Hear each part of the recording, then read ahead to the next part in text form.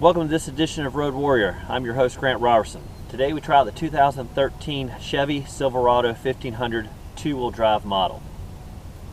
Now in this edition of Road Warrior, my excitement level is palpable, mainly because I haven't had a truck in a long time and I've actually forgot how much I like them. Best thing about it is you got a lot of height here. You're sitting on 20-inch chrome wheels, which is not like your daddy's truck from the old days. Best thing is you got a huge cargo short bed in the back where you can throw all your stuff, haul furniture, and all that jazz. Now I've become a big SUV addict, but with this truck I've kind of had a rekindling of an old flame of mine called a pickup. Alright, with any SUV or pickup truck with a huge power plant under the hood, that's what everybody wants to know. How much can it tow? How much can it haul? What can it do? Best thing I like about this, if you want to check it out, there's a nice assist coil lift over here that allows this hood to go right up with ease. Once under the hood, you'll realize that all the crew cabs come with a V8, more specifically a 4.8, 5.3, and a 6.2 liters. Now all those are going to have respectable numbers. More specifically, the base model is going to be 302 horsepower, the mid-size 315 horsepower. Now if you bump up to the big boy, of course that's going to be 402 horsepower. Now let's look at the torque numbers. And of course, where you get your pulling power is from the torque. And now on the base model, that again is going to be about 305 foot-pounds of torque. The mid-size is going to be 335 foot-pounds of torque. And for the big one, it's going to be 417 foot-pounds of torque. Now that translates to a lot of pulling power. So let's look at the total pull that you can get with this. Now as for towing, the tested model came with the 5.3 liter V8. It also came with the standard 3.0 axle ratio. Now it gave us over 7,000 pounds of towing. If you step up to the middle size axle ratio of a 3.43, both the 6.2 and the 5.3 liter V8s are going to tow over 9,000 pounds. Of course, if you want to step up to a lot of tow capability, you can get the 3.73 axle ratio coupled with the 6.2 liter V8 for a total of over 10,000 pounds of towing. Now while we're at the back of the vehicle, of course, you're going to talk about backing up and ease of towing. And the biggest help on that is, of course, going to be the rear camera. Now, on our non-towing days, this helped at parking lots and getting this big, kind of oversized vehicle in tight places. Now, when you're towing, of course, it allows this rear hitch to line up perfectly with your trailer or whatever other thing you're trying to tow. All right, in the back of the truck, this is standard operating procedure. You're going to be able to slide a 4-foot wide piece of plywood right in here. Now, if you need another level, there are these kind of nifty little niches built in where you can put a kind of a plank of wood across and build another level. Now if you need, of course, your cargo to extend out, they have this nifty new thing called a tailgate. I'm just joking, it's always been out. But you lower it down and everything extends right out. Now models back in the day used to have this kind of extender that used to pop out like a gate.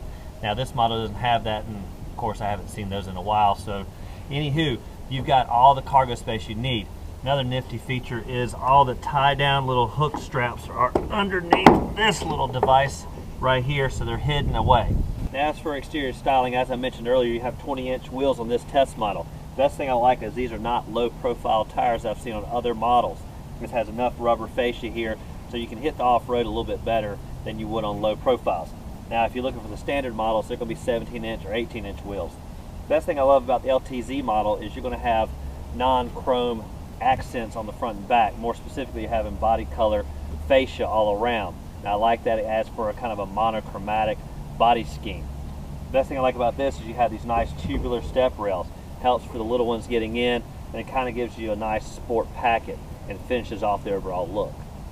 Alright, now coming around to the front, you'll notice, of course, one big thing, and what I like to say is my tie straight, more specifically the bow tie right here front and center. Now what I found on the Chevy models is this is getting bigger and bigger. Now I assume they're trying to compete with Mercedes and some other people that love to have their emblem big, fat, up in front. Now of course Chevy to me wins with this nice bow tie, and I look for it everywhere I go. Now once you climb inside the Silverado, you're going to find all the amenities that you expect in something higher end like a Mercedes or BMW. And what you'll find is this is not like the daddy's trucks back in the 40s and 50s where it was truly utilitarian. You're going to find leather appointments in this LTZ model, and you're going to find a lot of electronics, more specifically the infotainment system right here in the middle, a lot of controls on the steering wheel. So this is not your basic manual shifting, hop in and go across the farm vehicle from the inside. This is more of a luxury liner, if you must say. Now one of the quirks in this vehicle is the infotainment system, and more specifically the Bluetooth capabilities. Now, what I do like is you're able to hook your phone up and be able to answer phone calls when they come in via the microphone and the speakers inside the car. What I do not like is it doesn't equally transfer your music via that same system. Instead, you have to hook up through a USB-like cord, therefore accessing your music. Now, on the MyLink system, what I've tried on other Chevy models, that's a little bit more, let's say, user-friendly. That one allows the Bluetooth music to literally just stay right there on your hip, on your phone, on the clip, and stream seamlessly to the device. Instead, here you got to hook it up every time you get in the vehicle, and it is kind of a quirk that takes some used to getting over. Now, one feature I did like on the vehicle was the climate control. Now, on this upper end model, instead of having cumbersome knobs and a whole bunch of buttons and controls, they simplified it. Simply dual zones with up and down climate settings. Now, basically this means that the driver can be set at 80 degrees while the passenger's at their cool and comfort 60. Now, I found this simple. Everything has a digital readout and a real nice upgrade on this vehicle. As for legroom, when you get in, there's of course plenty up front, and it's going to be over 41 inches, and that's typical on SUVs across the segment. What's even better though is when you get into the back, there's only a 3-inch drop.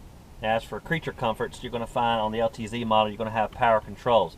You're also going to have some lumbar support, and it's overall a nice, comfortable feel. Even better is if you are vertically challenged, you can let the pedals come to you with a simple press of the up and down button. Now in the back seat, like I said, there's only a 3-inch drop, and that means my 6-foot stature is going to fit just fine. I actually have plenty of room right here. Now, better yet, instead of the old days, there used to be benches that flip down. Instead, now the seat bottoms flip up. Cool thing is there's no levers to pull, no releases, goes up and down easily. Now when you have 3 across here, it fits just fine, but if you don't, then you have room for a cup holder and an armrest. If you do, there is no cup holders. But wait, there is, right here. So in the back alone, you have a total of a whopping 4 cup holders for all the drinks you might need. Now another nice feature about these new trucks is the window in the back. Now back in the old days, you had to kind of reach back there, grab the clip and slide it over, and do the same to close it. Now the cool thing about the new trucks is you simply snap your fingers and it opens. The overall length for the Silverado is 230 inches. It has a wheelbase stretched to just over 143. Now it makes for a nice smooth ride and stretches out the bumps from front to back. Now overall weight is over 5,000 pounds, and as for payload, that's going to be nearly 2,000. So overall, the truck is what it's supposed to be, a workaholic. Now this does it for this edition of Road Warrior. I, of course, have been your host, Grant Robertson, and we tested out the 2013 Chevy Silverado half-ton 1500 pickup. Now what this has done is revitalized my interest in pickup and reminded me that somewhere deep down inside, I like to hit the dirt.